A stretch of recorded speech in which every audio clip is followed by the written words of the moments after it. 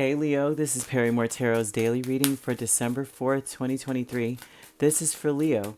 Last shuffle here for Leo. Let's see what's going on with Leo, man. Okay, so we have Ascendant Masters and we have Joy's Fun.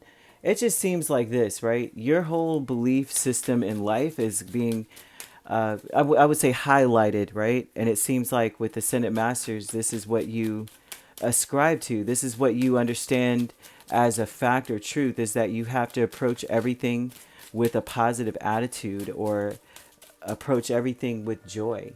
And it shows here that you're finding something, there's something that you love that has been competing, like like you have your obligations and you have things that you just love, right? And it seems like whatever it is that you've been going through lately, it's like taking away from that, taking away from, oh gosh, from loving things, from loving life, from experiencing new things. Your Ascendant Master's energy is very beautiful. You have the King of Cups, Ace of Wands, the Emperor, and Ten of Cups. This tells me that this is you have like this is a new day, right? But of course, every day is a new day. But there's days that it seems that you've gone through with this coming out, that it was just the same thing every day is a conflict, negativity, or a problem. And it seems like now you're at this place where you're seizing the day. The Emperor seizes the day, especially with the King of Cups. He loves everything. Like he wakes up and he seizes the day with a lot of love. Everything that he's doing, everything that he's approaching, all of the goals he's trying to reach, he's coming from a place of, I really do love this, right? This is about going down, it's not necessarily memory lane, but this is a familiar energy for you. So this is like the core of who you are coming back in, of just saying, you know what? I'm excited about life. I'm excited about everything that's in my life. I'm seeing a conflict though, but the Joy's Fun conflict energy is Judgment and Queen of Wands. This is the same stuff, different day, except for your approach is different. So you may be confronted with a lot of negativity, but your approach is this, just to continue to seize the day regardless. And this is not going to derail you. Whereas usually you'd have to stop and you'd have to deal with this person's issue and that person's issue, how they feel about things, because the King of Cups speaks about the feelings of a person, and a lot of their feelings are geared from ego, self, right? With the Queen of Wands, it's like, well, I want this to be this way. Leo is just going, well, if you want it that way, do it yourself. I'm focusing on what I was supposed to be focusing on in the first place, not being derailed by your feelings, kind of energy I'm seeing with that. You have hidden motivations with Temperance and Two of Cups. And so I'm seeing a person, you being kind of tentative about making peace with the person, making peace with someone that you feel it doesn't resonate with you, that you guys don't see eye to eye on something. And a lot of the not seeing eye to eye is once again the same energy of a person asserting themselves with guilt tripping in some way. It seems like that is occurring, and you're looking at this going, yeah, I mean, yeah, we probably could reconcile this situation, but you may be in a place of just uncertainty in that. Like, I'm not really quite sure. It would take a miracle for me to say, yeah, in a sense, there with that person. And we have status quo with Judgment and Four of Swords. If Judgment is not here, okay, this is about you making a final decision. Like, you're just saying, nah, you're not going back and forth. You're not doing too much exchanging or trying to compromise with anything. You're more so just like, listen, that is that. It seems like you're deciding to do what most, I don't know, with the status quo, usually that's like your surroundings, your environment, your social status, or the people that you ascribe to or deal with on a regular basis, kind of thing. Their idea of life, or their idea or way of dealing with certain things, or the decisions that they make, would be to block somebody or to ignore them or to get away from it, escape it.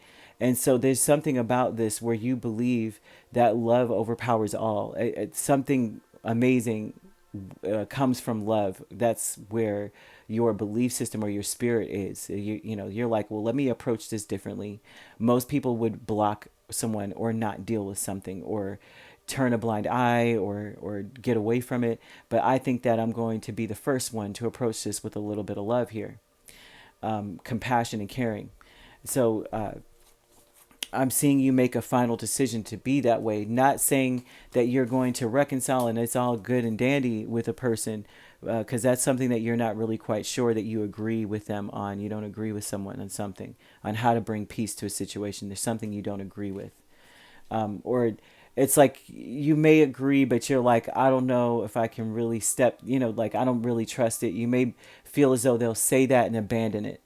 Like, oh yeah, that's how we should act, or this is how we should be, and then they might backtrack, and that may be the energy with this energy, this person or people, right? That they'll say that and act a certain way, and then they backtrack on it, and the joy's fun, and so yeah, I don't know about that, but joy's fun definitely is telling me that you're just now you're choosing you, like no matter what the conflict is, because it seems like there's a conflict with what someone says and they actually do. You're going to focus on yourself at this point, which is the best way to do things. I think I've said this before on other videos, but John Nash, a very famous mathematician, they made the movie of him. What is it? A Beautiful Mind, where he wrote this. I feel like most of the math that he did was more probability and statistics when it came to like gambling, but there was one formula that he coined as his own that was in the movie. They featured it, where if you do what's best for you and the next person does what's best for them and the next person does what's best for them, it's what's best for the entire group, right? Because there's things that are really curtailed just for you, same with everyone else, but most of us would choose things that the we all choose, like the natural man energy is like a coveting energy. Everybody goes for that, so I'm going to go for that, when in reality you don't really like this or something. So they're showing something about that where you're starting to realize if you do what's best for you, then all things are golden, and it's not necessarily a selfish energy. Selfishness on the negative scale is I want all of it to myself. I don't want anyone else to have. I want to be the only one. Whereas the selfish in this energy is more like, this is really what's best for me, right? I just need a cup of water. I don't need the whole river. You know what I mean? And I'm selfish in the sense that I'm going to make sure I have a cup of water for myself. And that's something here that you've got going on, Leo. So you could be dealing with a Sagittarius. We have Aries. We have another Leo, and Cancer, Pisces, or Scorpio. So you could be a Cancer, Leo cusp. We have Scorpio, Sagittarius cusp. We also have Pisces, Aries cusp. And if you're not dealing with those signs could also be in your chart. If you'd like to book a personal reading with me, my links are on my page. Peace, love, and light. Take care.